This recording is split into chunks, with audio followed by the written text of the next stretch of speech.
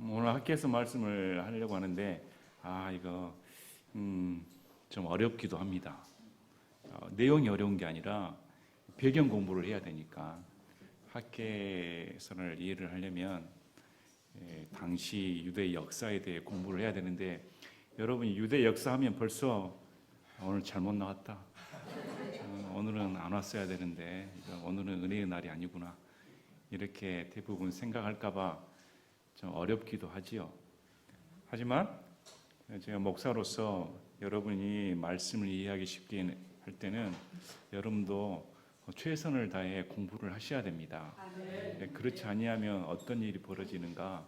우리 학교에서 말씀 보면 아마 일반 교회에서 예배당을 성전이라고 말을 해가지고 이번에 새 성전 짓자 해서 학교에서 말씀을 인용하는 경우가 많죠. 학교에서 말씀을 보시면서 봐라, 새 성전을 지으는데 열심을 내야 복을 받아, 이렇게 오용하는 경우가 많습니다. 왜 이런 일이 벌어지는가? 당시 역사적인 배경을 전혀 모르는 무지의 상태에서 성경을 단편적으로 보고 아전인수격으로 자기 입맛에 맞게 끌어당겨서 사용을 해버리니까 이건 하나님 뜻에 맞지 않는 성경 해석이지 성경을 우리 마음대로 이용해 먹도록 주는 도구가 아닙니다. 그래서 학교에서 말씀을 저도 준비하면서 저도 공부가 되고 여러분들이 조금 어렵게 느껴질지 하더라도 유대의 역사, 바벨론 제국, 페르시아, 또 그리스 아울러서 이런 고대 역사에 대해 조금이나마 인식을 하고 계셔야 이런 말씀들이 어렵게 다가오지 않습니다. 그래서 오늘은 최대한 제가 요약을 해서 학교에서 말씀을 전할 텐데 여러분들이 어렵게 느껴질지 하더라도 이번에 공부를 좀 해야겠다 이런 마음을 가지시고 한번 도전해 보시길 바랍니다.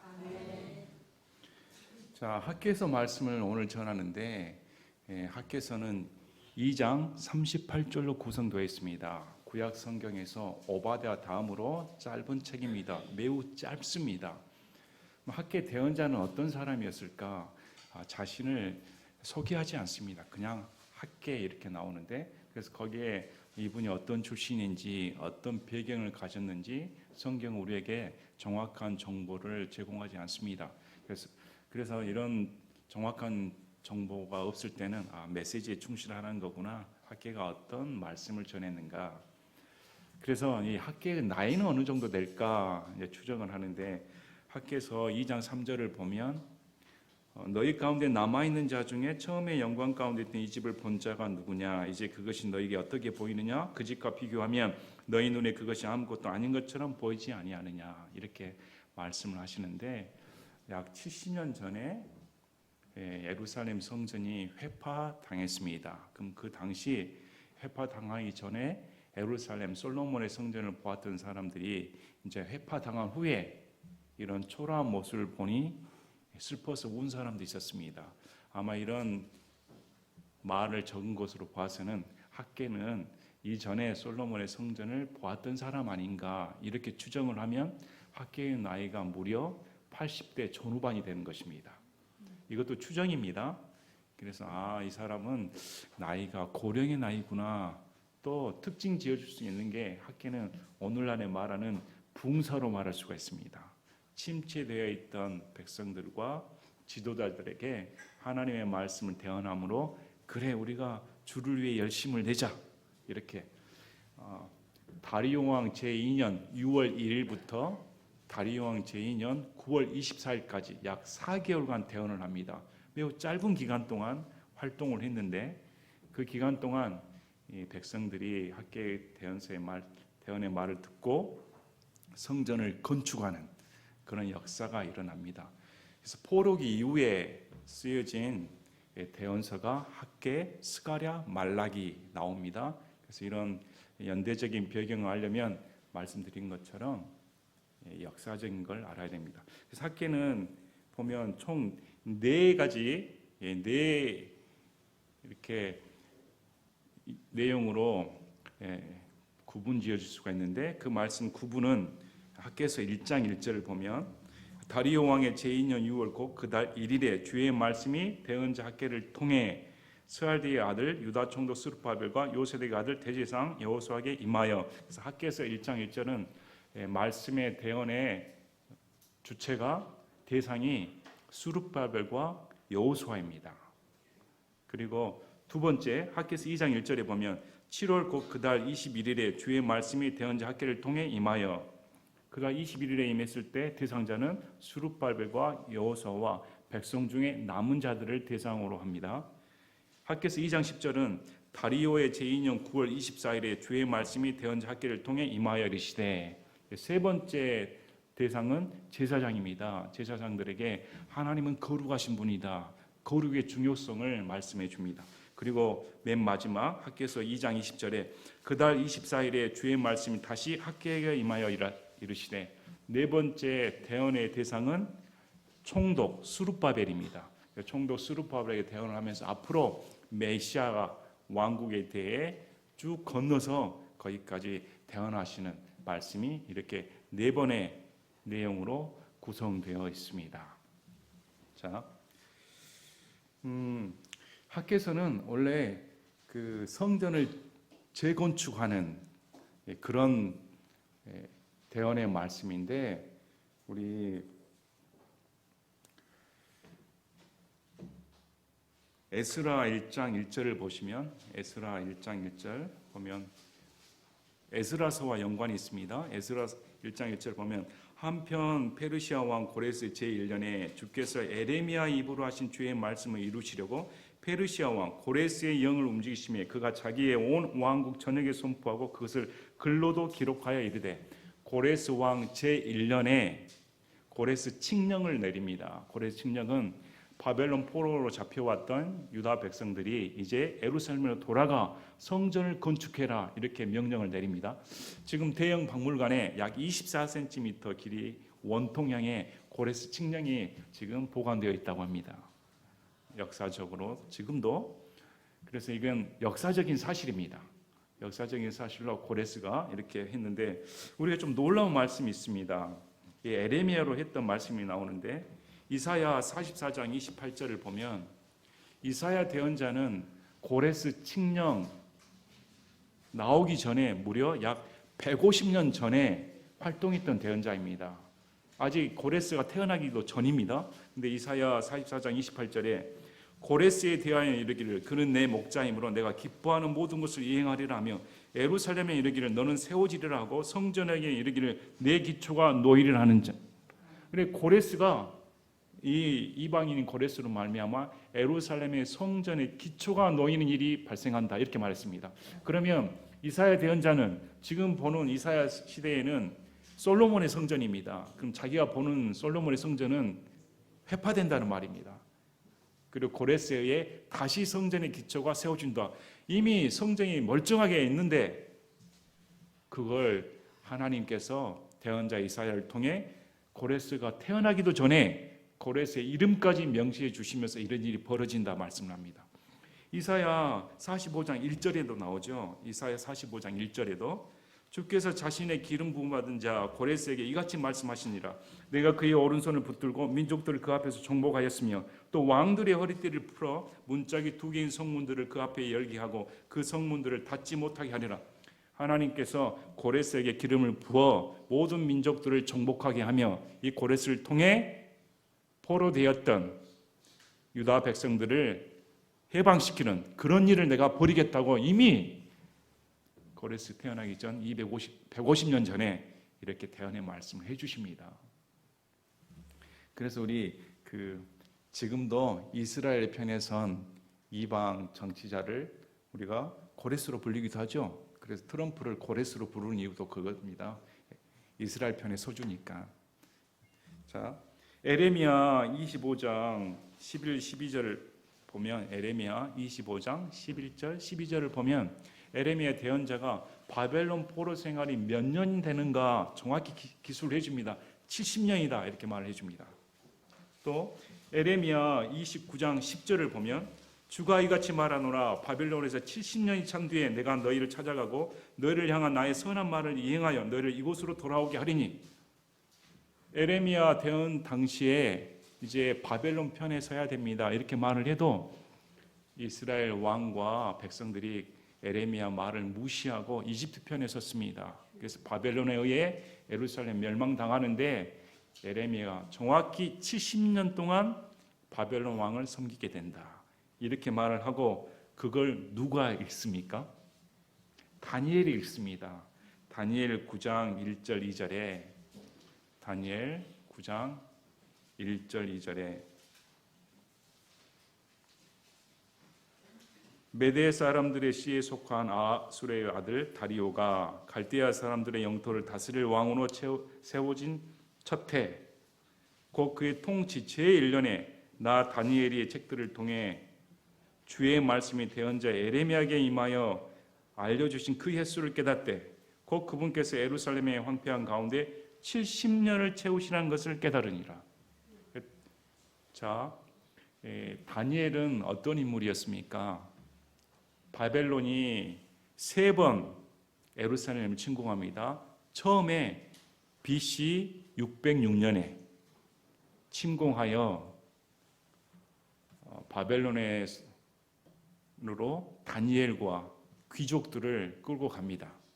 1차 포로죠. 그 다음에 BC 597년에 2차 침공을 하여 요아긴 왕을 사로잡아 갑니다. 그리고 BC 586년에 3차 침공을 하여 시드기야 왕을 잡아가고 예루살렘 성전을 회파시키고 성전 안에 있는 기구들을 다 가지고 가버립니다. 3번에 걸쳐서 바벨론이 침공하여 이제 3차 침공 때 예루살렘을 황폐화시켜 버립니다.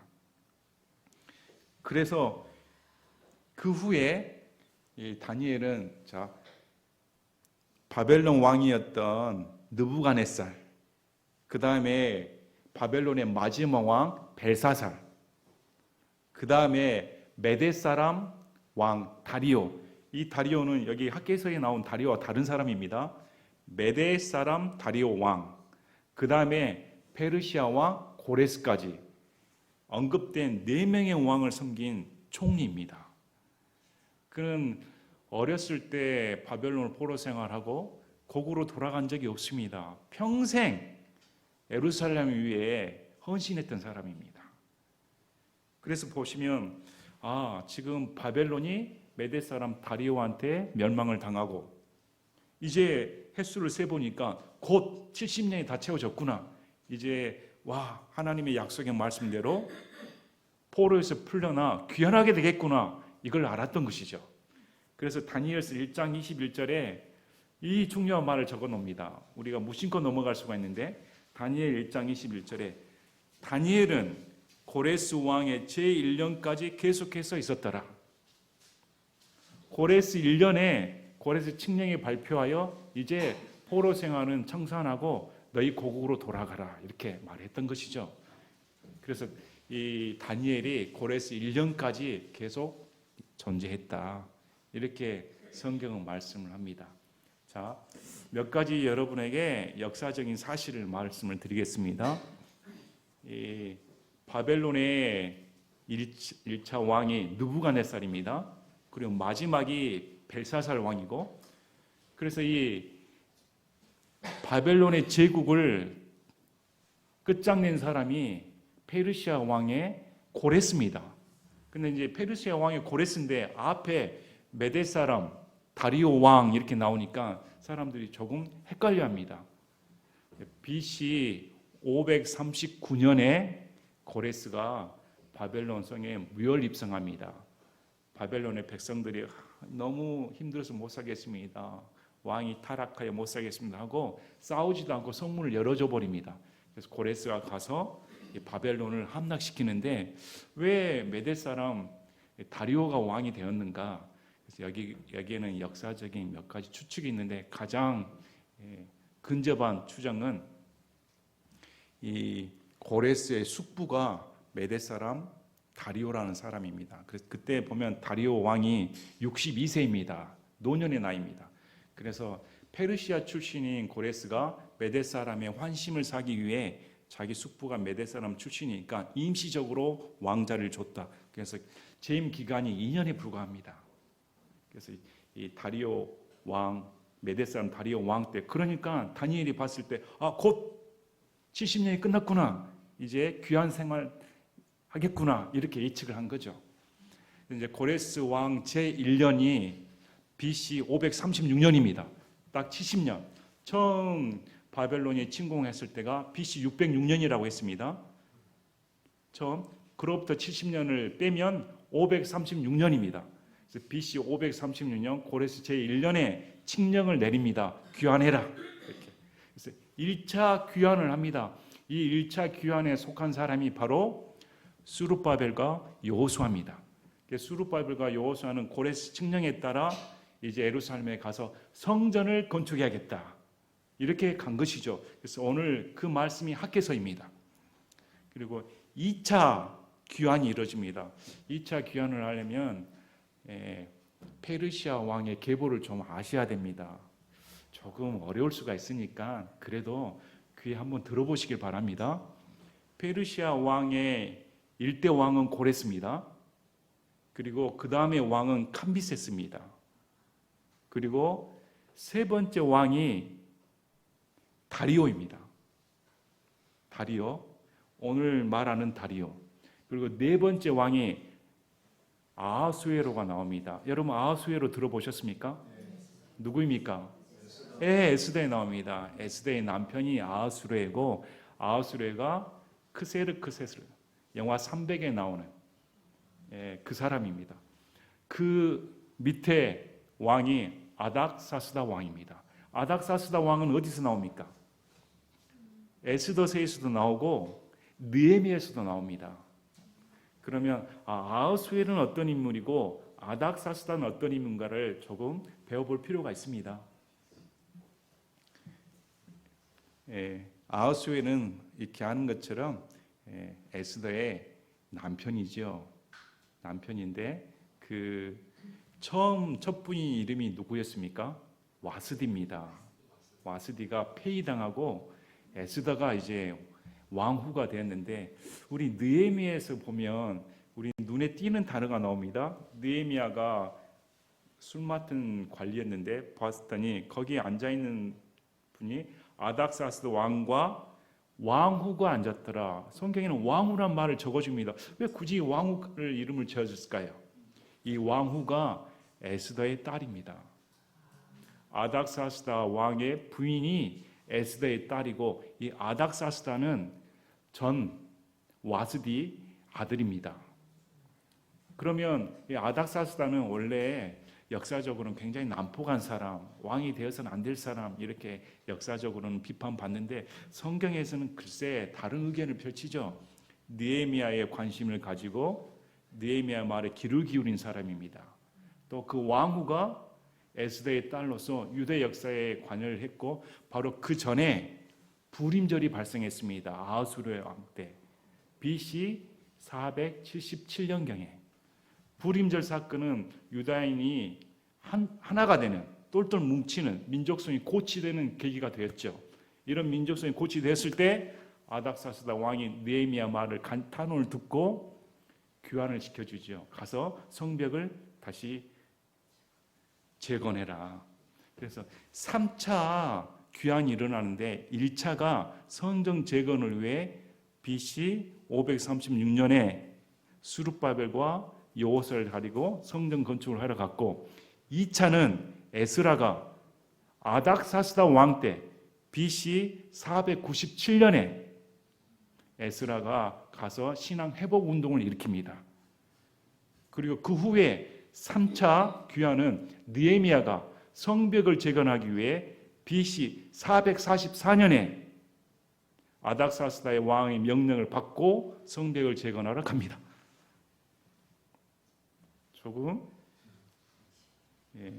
조금 귀에 익숙해지면 지금 역사적인 사실이 이렇게 펼쳐지구나, 이렇게. 그러면 학개서는 어느 지점에 있는가? 스가랴는 어느 지점에 있는가? 학개와 스가랴는 동시대의 인물입니다. 성전 재건을 위해 하나님부터 부름받은 동시대의 인물입니다. 그리고 그 다음에 에스라가 나오고 그 다음에 느헤미야가 나오고 그 다음에 누가 나올까요? 말라기가 나옵니다. 다 이렇게 완성을 했는데 제사장이 타락하고 백성들이 타락해서 예수님 오시기 전에 예루살렘에 오시기 전에 약 400년 전에 다시 말라기가 그 백성들의 제사장과 죄를 꼬집는 그런 대언의 말씀을 전하는 것이죠. 조금이나마 가닥이 잡히셨습니까? 이렇게 펼쳐지구나. 그리고 다시 학개서를 보면 어떤 일이 벌어졌는가 알 수가 있습니다. 그래서 에스라서와 같이 봐야 되는데 우리 학개서 말씀은 왜 나왔는가? 고레스 왕이 가서 전을 건축해라 하고 갔습니다. 그때 갔던 인구수가 에스라서 2장에 보면 약 5만 명입니다. 약 5만 명이 예루살렘에 도착을 해서 건축을 하는데 에스라서 3장을 보면 11, 12, 13절을 보면 건축을 하고 있는데 어떤 사람은 하나님께 감사합니다 한 사람이 있고 이전에 영광을 받던 사람들은 막 웁니다. 우리가 이 꼴이 되다니. 그래서 우는 소리와 기뻐하는 소리가 합쳐져 가지고 어떻게 소리가 컸는지 먼 곳에까지 들렸다 이렇게 기록을 해줍니다. 근데 기초는 놓았는데 다시 싸우려고 했더니 에스라서 4장을 보면 반대 세력들이 나옵니다. 우리도 같이 짓게 해주라 했더니 안 돼. 너희들하고 우리는 순수한 마음으로 전을 짓지 다른 사람의 힘을 빌어서 하는 거 아니야. 너희는 우리 족속이 아니야. 그랬더니 이 사람들이 해코지를 하죠. 이 예루살렘의 어떤 이 귀환한 이 백성들이 왕을 대적하여 꿍꿍이 속을 가지고 이제 세금도 안 바치려고 하고 반역을 뭐하니. 그러니까 이 말을 듣고 어떤 페르시아 왕이 계속 지어라 하겠습니까? 그래서 무려 16년간 다리오 왕까지 제2년 이때가 BC 520년입니다. 536년에 짓기 시작했는데 성전 기초만 놓고 16년간 답보 상태에 빠졌습니다. 그냥 흐지부진한 상태가 됐습니다. 이럴 때 BC 520년에 학계 대언자가 이래서는 안 된다. 하나님의 명령을 받들어 성전을 지어야 된다. 이렇게 나온 것이죠. 왜 성전이 중요한가? 우리 출애굽기 25장 8절에 또 내가 그들 가운데 거하도록 그들이 나를 위해 성소를 만들게 하라. 성소는 하나님의 임재의 상징이었습니다. 예루살렘은 신정국가였습니다. 예루살렘의 신앙의 원동력, 예루살렘의 신앙의 중심은 성전입니다. 성전이 꼭 있어야 됩니다. 물론 성전에 하나님께서 계속 계시는 건 아니지만 하나님께서 그곳에서 내가 너를 만나주겠다. 약속의 장소입니다. 성전이 없어버리면 신앙은 존재하기가 어렵다는 것입니다. 그런데 하나님께서 바벨론 포로 생활한 이유가 뭡니까? 우상숭배 때문에. 우상숭배에 빠져서 성전을 다 회파시켜버렸습니다. 그래서 바벨론에 70년간 있으면서 이 백성들은 뭘 꿈꿨을까요? 너무 고단하고 힘들고 참 우리가 하나님을 섬길 때 좋았는데 이제 예루살렘에 가면 성전을 지어가지고 우리 신앙을 회복해야 되지 이런 열망을 가지고 있을 줄 알았는데 그래서 고레스 왕 칭년을 받은 바로 가서 열심히 내서 성전을 지을 줄 알았는데 반대 세력이 나오고 오늘 말씀에 보면 자기 집 짓는 데 바쁘고 나태해버리고 열정이 사라져버리고 이런 지경에 빠져버렸습니다. 그래서 이것을 학계 대언자가 대언서 말씀을 통해 우리의 나태해진 마음, 안일해진 마음 이것을 다시금 회개케 하는 그런 메시지입니다. 자, 조금이나마 이해가 되셨습니까? 그래서 그러면 이제 학개서 1장을 보시겠습니다. 학개서 1장을 보시면 다리오 왕의 제2년 6월 곧 그달 1일에 이때가 BC 520년이고 고레스 칙령이 나온 지 16년이 지난 시점이죠. 14전이 16년이 지난 시점이죠. 그달 1일에 주의 말씀이 대언자 학계를 통해 스알디엘 아들 유다 총독 스룹바벨과 요세덱의 아들 대제사장 여호수아에게 임하여 이르시되 먼저 주 책임자에게 질문을 합니다. 너희 지금 성전 재건을 책임지는 사람 아닌가? 지금 뭐 하고 있어? 이렇게 질타하는 것입니다. 여기 보면 스알디의 아들 유다 총독 스룹바벨 나오는데 스룹바벨이 누구인가? 우리 마태복음 1장 12, 13절 그리고 누가복음 3장 27절 보면 스룹바벨이 예수님의 족보에 올라와 있습니다. 다윗의 후손입니다. 그러면 다윗의 후손으로서 왕족으로서 총독을 임명을 받아 또 대제사장과 함께 이렇게 성전 재건을 하러 가면 얼마나 마음 가운데 희망이 있겠습니까? 야, 이제 예루살렘이 드디어 회복할 수 있다. 이렇게 부푼 꿈을 꾸고 왔는데 현실은 냉혹했다는 것이죠. 여러분이 집을 짓고 거기서 사람이 살아야 집도 마치 생명력이 있는 것처럼 유지되는데 1년, 2년, 3년 지나고 한번 농촌에 가보시기 바랍니다. 사람이 살지 않게 되면 어떻게 됩니까? 폐가 돼버립니다. 70년이나 예루살렘이 방치되어 있으면 어떻게 될까? 거기에는 미천한 자들만 남아서 있었습니다. 몇 명 안 되는. 그리고 데려온 포로 귀환한 숫자도 5만 명밖에 안 됩니다. 수십만 명이 아니고 이 5만 명이 이 황무지를 개간하고 또 삶을 개척하고 삶의 터전이 다 바벨론 그쪽에 있었는데 이제 전혀 낯선 땅이나 다름없는 자기 땅이지만 다시 새 삶을 개척하자니 얼마나 어렵겠습니까? 현실이 너무 냉혹한 거였습니다. 이거 성전 건축은 지금 해서는 안 되겠다. 그리고 마음도 그러는데 마치 반대 세력도 저렇게 들끓으니 우리 성전 건축은 할 수가 없다. 이렇게 손 놔버린 것입니다. 그럴 때 스룹바벨은 다윗의 후손입니다. 요세덱의 아들 대제사장 여호사에게 이르되 군대들의 주가 이같이 말하되 이 백성이 이르기를, 여기서는 명칭이 만군의 하나님 군대들의 주가 이 백성이라고 말합니다. 내 백성으로 말씀하지 않습니다. 이것은 관계성이 끊어졌다는 것입니다. 이게 관계성이 끊어져서 내 백성으로 부르지 않고 이 백성에게 말해라. 그때 곧 주의 집을 건축할 때가 오지 아니하였다 하는도다. 아직은 주의 집을 건축할 때가 아니야. 이렇게 손 놓고 있다. 이렇게 말한다. 그때 주의 말씀이 대언자 학기를 통해 말하시되, 오 너희 백성들아, 이 집이 피폐하게 남아 있는데 지금이 너희가 널빤지로 꾸민 너희 집에 거할 때냐? 하나님의 집은 터전만 있고 세워지지 않았는데 너희 집들은 널빤지로 다 지붕을 덮고 전부 완벽하게 갖추고 사니 이게 말이 되냐? 지금 현대인으로 말하면 너 하나님의 집이 이 모양인데 지금이 먹고 마시고 잘 때냐? 이런 의미입니다. 하나님의 집에 관심을 두라 이 말이죠. 그래서 그러므로 이제 군대들의 주가 이같이 말하노라. 너희 길들을 깊이 생각해라. 너희 길들을 깊이 생각하는 말은 너희 행위들, 너희 삶의 방식들을 한번 생각해봐라.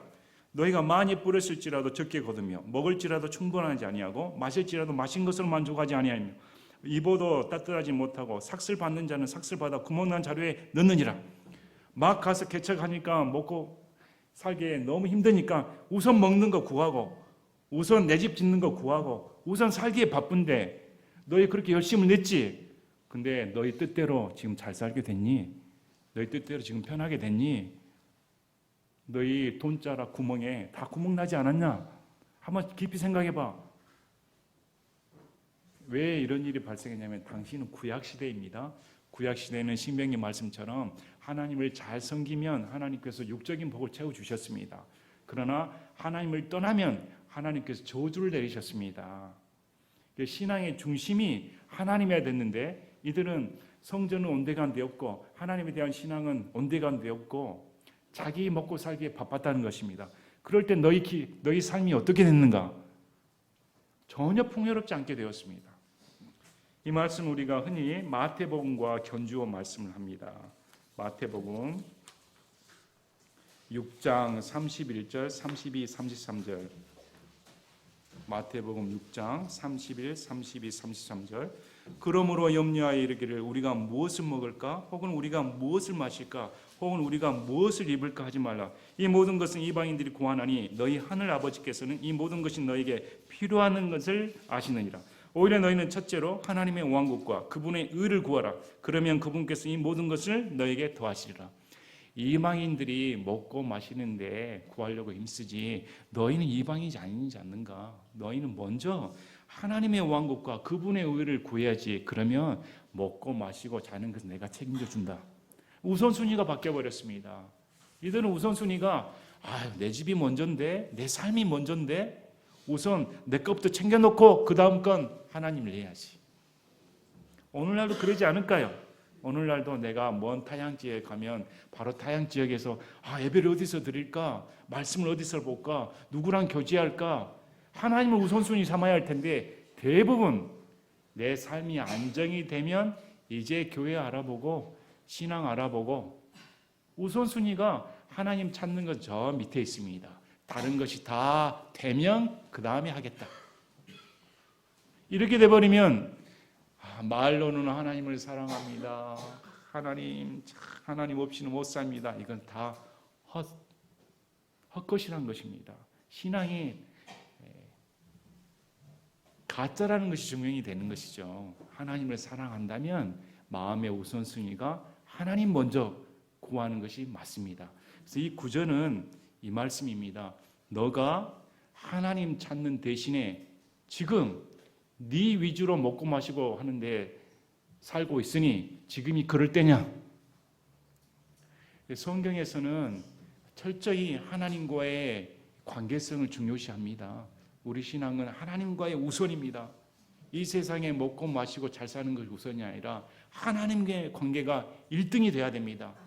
그런데 오늘날 교회에서 가르치는 것이 뭘까요? 세상에서 잘 사는 법, 세상에서 부귀영화 누리는 법, 세상에서 성공하는 법, 거꾸로 가르치고 있으니 교회 찾기 어렵습니다. 참 교회 찾기 어렵습니다. 교회 오면 뭘 가르쳐야 됩니까? 하나님을 가르쳐야 됩니다. 죄를 가르쳐야 됩니다. 회개를 가르쳐야 됩니다. 마음이 돌이키게끔 우선순위가 무엇인가를 가르쳐줘야 됩니다. 우리 생활의 우선순위, 모든 우선순위는 하나님입니다. 이게 돼야 되는데, 그런데 너희는 나를 제껴놨다. 그래서 내 백성으로 부르지 않는다. 이 백성에게 그렇게 질문해라. 너희가 너희들 방식대로 그렇게 행동했을 때 과연 잘 되었는가? 16년 동안 열심히 땅을 파고 살았으니까 너희 부자 됐겠네. 근데 어떻게 살고 있어? 다 피폐해 지금 살고 있지 않는가? 하나님께서 이렇게 물으신 겁니다. 자, 그래서 7절에 군대 들어 주가 이같이 말하 너희 길들을 깊이 생각하라. 한 번 더 깊이 생각해라. 왜 이렇게 안 되지? 왜 삶이 형통하지 않지?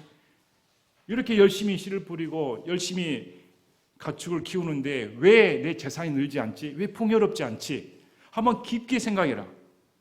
너희가 많은 것을 바랐으나 보라, 그것이 적게 되었으면 너희가 그것을 집으로 가져갔으나 내가 그 위에 바람을 불었느니라.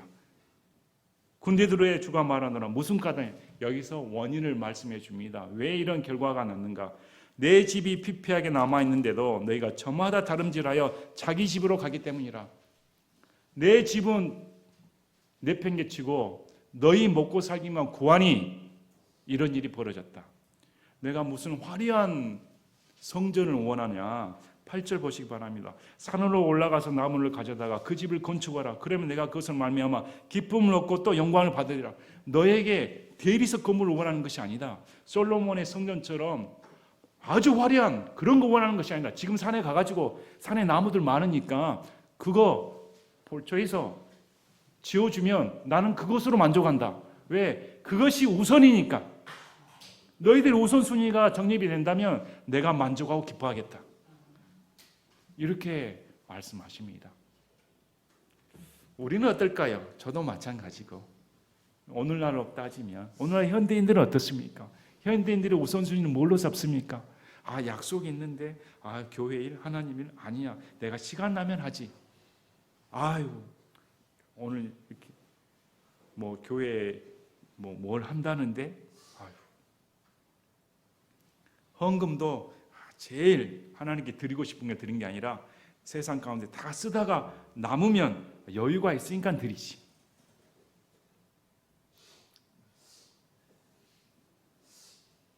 제가 이 말씀은 설교 안 하려고 했는데 강해서를 보니까 그 목사님이 그렇게 쓰셨더라고.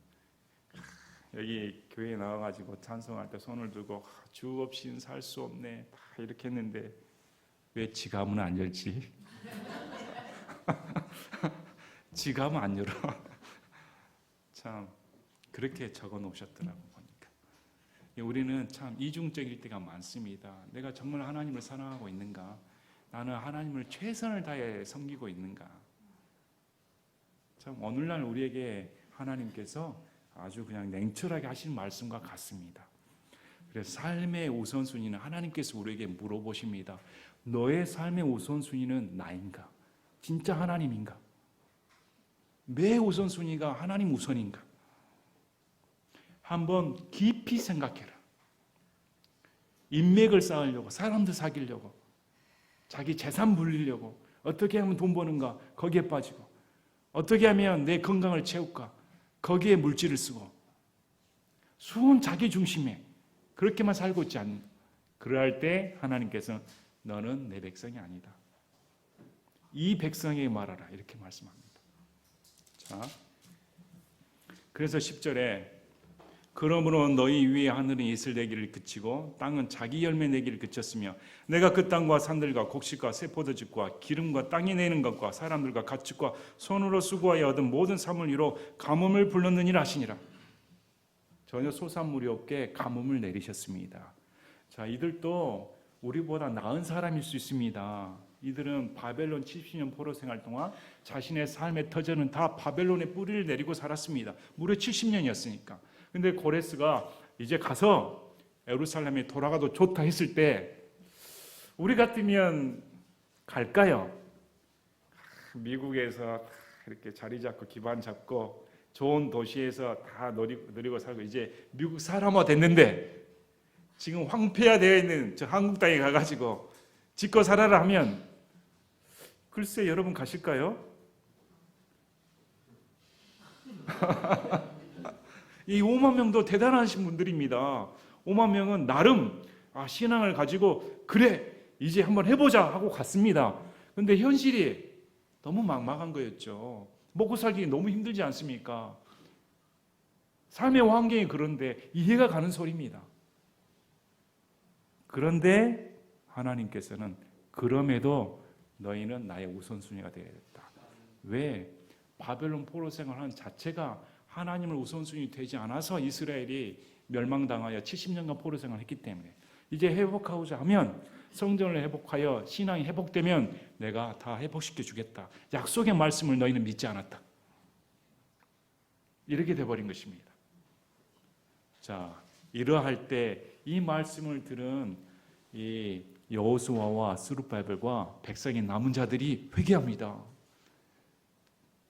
그 말을 듣습니다. 자, 12절 보니까 그때 스알드의 아들 스룹바벨과 요세대의 아들 대제사장 여호수아가 백성 중에서 남은 모든 자들과 더불어 주 자기들의 하나님의 음성과 대언자 학개의 말들에 순종하였으니 이는 주 그들의 하나님께서 그를 보내셨기 때문이라. 백성이 주 앞에서 두려워하며 이제 명칭이 달라졌습니다. 두 번이나 12절에 언급되는 말이 있습니다. 그게 무슨 말입니까? 주 자기들의 하나님의 음성. 주 자기들의 하나님 이렇게 말합니다. 이 말을 언제 들려주셨습니까? 말씀에 순종했을 때. 학개를 통한 말씀이 하나님의 말씀입니다. 맞습니다 하고 순종했을 때 자기들의 하나님의 음성, 회복의 관계를 말을 해줍니다.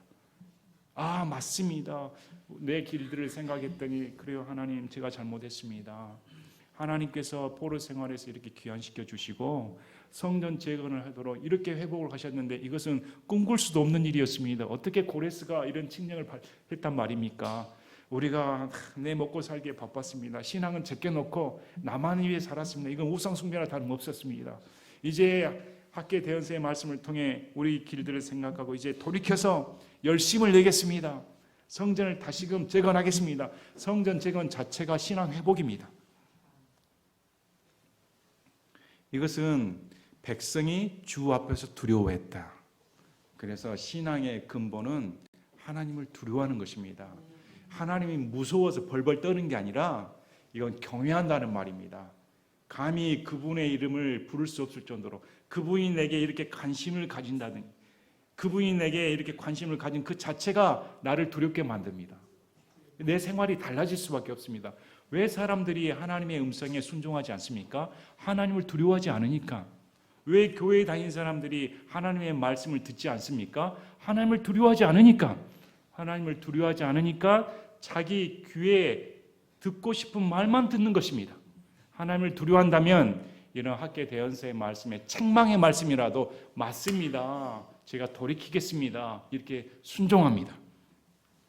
자, 그때 13절에 주의 사자 학계가 주께서 전하신 말씀으로 백성에 말하되 내가 너희와 함께하노라 주가 말하노라. 이렇게 말씀에 순종하고 하겠습니다 했을 때 하나님께서 내가 너와 함께한다. 하나님이 완전히 관계성을 회복시켜 주시는 말씀입니다. 하나님이 우리랑 함께하면 무엇이 두렵습니까? 자, 이들은 성전이 피폐했을 때, 바벨론에 회파됐을 때 하나님이 우리를 버리셨다 생각했습니다. 성전 자체가 없어졌다는 건 하나님이 우리를 버리셨다는 상징입니다. 그런데 성전이 재건이 안 되고 계속 주위 핍박이 몰려오니까 여전히 하나님은 우리는 함께하지 않는다, 이런 상태에 빠져버렸습니다. 그런데 하나님께서 적들을 두려워하지 말고, 지금 환경을 두려워하지 말고 내가 너와 함께한다, 내가 성전 짓도록 도와준다, 걱정하지 말라, 이렇게 말을 합니다. 그래서 우리가 에스라서를 보면 좀 놀라운 말씀이 있습니다. 에스라서 6장을 보면, 에스라서 5장을 보면 이들이 성전을 지을 때 4장 5장을 보면 강 건너편 사람들이 계속 방해를 합니다. 그래서 에스라서 5장을 보면 강 건너편에 있는 총독이 와가지고 너희 지금 주의 집을 짓는데 무슨 근거로 하고 있는가 했더니 이스라엘 백성들이 말을 합니다. 고레스 왕이 칙령을 내려 우리가 이렇게 집을 건축하고 있다 하니까 이 총독들이 당시 왕에게 스지오 왕에게, 다리오 왕에게, 아니 주의 집을 건축한다고 이스라엘 백성들 말하는데 고레스 대왕이 이렇게 칙령을 내렸다고 합니다. 확인 부탁드립니다 했더니 다리오 왕이 보고 비밀 문서를 찾게 합니다. 그래서 문서를 진짜 찾았습니다. 문서를 보니까 정말로 고레스가 그렇게 말을 한 거 보고 다리오 왕이 에스라 6장 1절에 나옵니다. 이에 다리오 왕이 칙령을 내려 두루마리들 둔 집 곧 바빌론에서 보물을 쌓아둔 곳을 찾아보게 했더니 그 기록을 보고 다리오가 칙령을 내려 도와주라 말을 합니다. 그게 보시면 우리 에스라 6장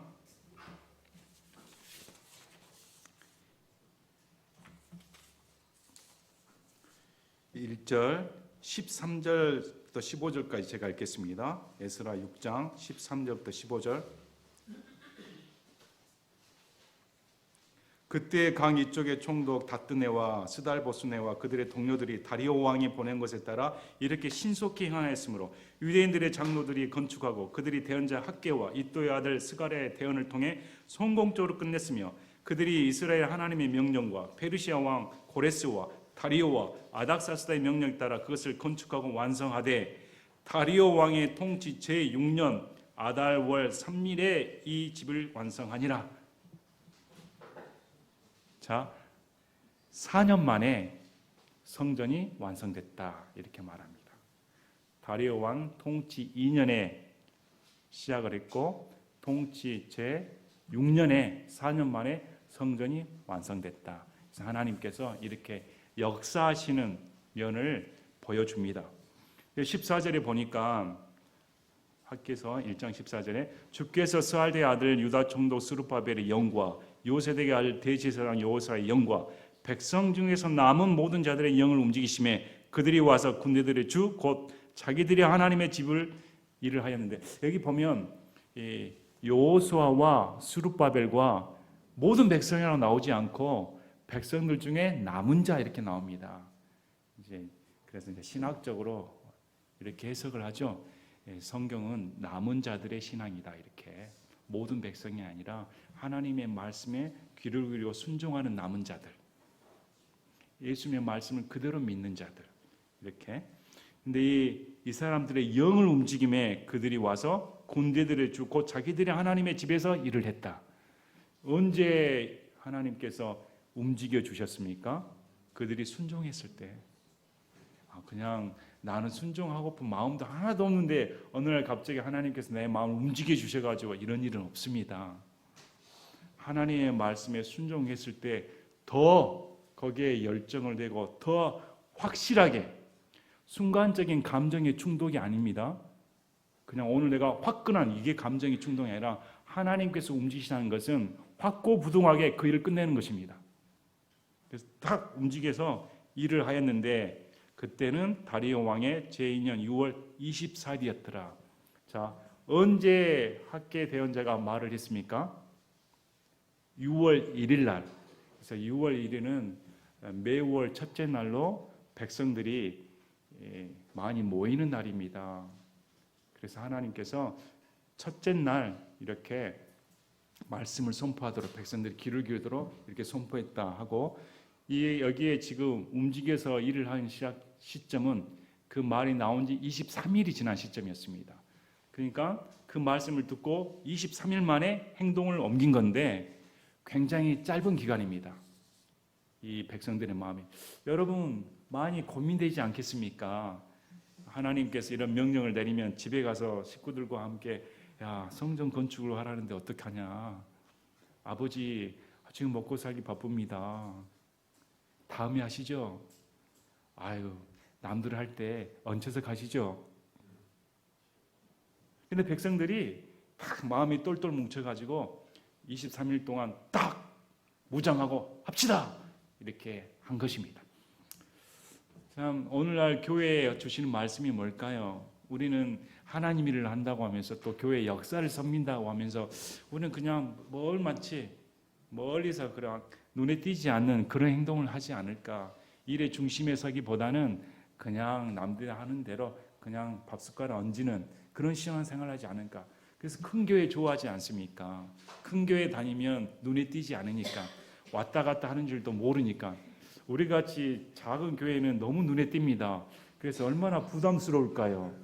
하루 빠지면 이거 너무 눈치 보이는데 금방 눈에 띄니까 이거 몸이 움츠러듭니다. 오히려 그게 아니라 사람들 눈치 보는 게 아니고 하나님만 봐야겠다, 하나님만 섬겨야겠다 이렇게 나오면 얼마나 좋습니까? 그래서 저도 우리 여기 지금 세 번째 옮겼죠. 이 예배당은 성전이 아닙니다. 신학에서는 성전은 우리입니다. 교회가 성전이죠. 건물이 아닙니다. 그럼에도 우리가 만약에 예배 장소가 없었다면 어떨까요? 하나님께서 이렇게 좋은 예배할 수 있는 장소를 줄 때마다 저는 항상 기쁩니다. 그래도 킹제임스 성경을 믿고 바른 말씀을 전한다고 하는데 남들이 알아준 건 안 하는 건 상관하지 않습니다. 그날에 예수님께 심판받을 테니까, 그날에 예수님이 나를 평가할 테니까. 그런데 우리들이 같은 믿음의 사람들이 와서 이런 장소가 있다는 게 얼마나 감사한지. 예배당 할 때 많은 분들이 헌신을 하셨습니다. 물신양면으로 도와주시고 어려운 가운데 코로나 시국이었는데 그래도 자기 삶 챙기는 것보다 멀리서 우리 종환 형제 같은 경우는 평일날 예배당 잘 짓고 있는가 와서 보시기도 하고 가시고 그랬습니다. 그만큼 관심을 많이 가지시고 이렇게 아름다운, 참 우리 정동수 목사님도 오셔서 예배당 모습 보시고 와 진짜 손에 꼽히는 정말 아름다운 예배당이다 이렇게 말씀하셨습니다. 누가 봐도 손색이 없습니다. 저 얼마나 기쁜지요. 야, 내가 하나님과 이렇게 이 같은 동일한 믿음을 가진 우리 성도들과 함께 하나님을 위해 예배드릴 수 있는 이게 너무 감사한 겁니다. 그래서 저도 여러분들이 우리 예배당에 와서 매 주일마다 예배드릴 때 좀 감사했으면 좋겠습니다. 좀 감격해 하고 하나님이 우리와 함께 하신다. 내 신앙의 우선순위는 일주일 내내 내가 고대하는 시간은 주일 예배입니다. 일주일 내내 내가 행복한 시간은 이 예배 시간입니다. 하나님께 드리는 시간, 하나님과 교제하는 시간이 내 생활의 전부입니다. 그것이 최고입니다. 이렇게 여겨지는 그런 신앙생활이 하나님께서 원하시는 것이다. 그래서 하나님은 우리에게 나는 너의 첫째가 되고 싶다는 것입니다. 나는 너의 첫째가 되고 싶지 이 순위로 밀려나고 싶지 않다. 얼마나 우리를 사랑하는 말씀입니까? 얼마나 사랑하셨으면. 그래서 이것은 우리에게 막 질책을 하고 죄책감을 느끼는 그런 말씀보다 하나님께서 우리에게 정말 애절한 사랑. 그래서 이 대언서의 말씀을 보고 구약의 말씀을 보면 하나님의 애절한 사랑을 느낄 수가 있습니다. 이스라엘 백성을 치면서도 버리지 못하는 부모의 마음을 알 수가 있습니다. 때리면서도 얘가 좀 바르게 자랐으면, 뻔히 빈다할 걸 알면서도 애걸복걸하는 노심초사하는 부모의 마음을 알 수가 있습니다. 하나님의 마음은 더합니다. 이런 마음들이 학개서나 스가랴의 말씀을 볼 때 잘 녹아져 있습니다. 오늘 조금 어려울 수도 있었습니다. 하지만 이 방대한 이스라엘의 역사를 이해하기 위해서는 주변 국가의 고대 역사에 대해 조금이나마 익숙해져야 말씀이 어렵지 않게 들려옵니다. 오늘 말씀을 기초로 우리의 우선순위는 오직 예수님이다. 아멘. 자, 우리 한번 외칩시다. 나의 우선순위는 오직 예수님이다. 시작. 나의 우선순위는 오직 예수님이다. 아멘. 제가 기도하고 마치겠습니다.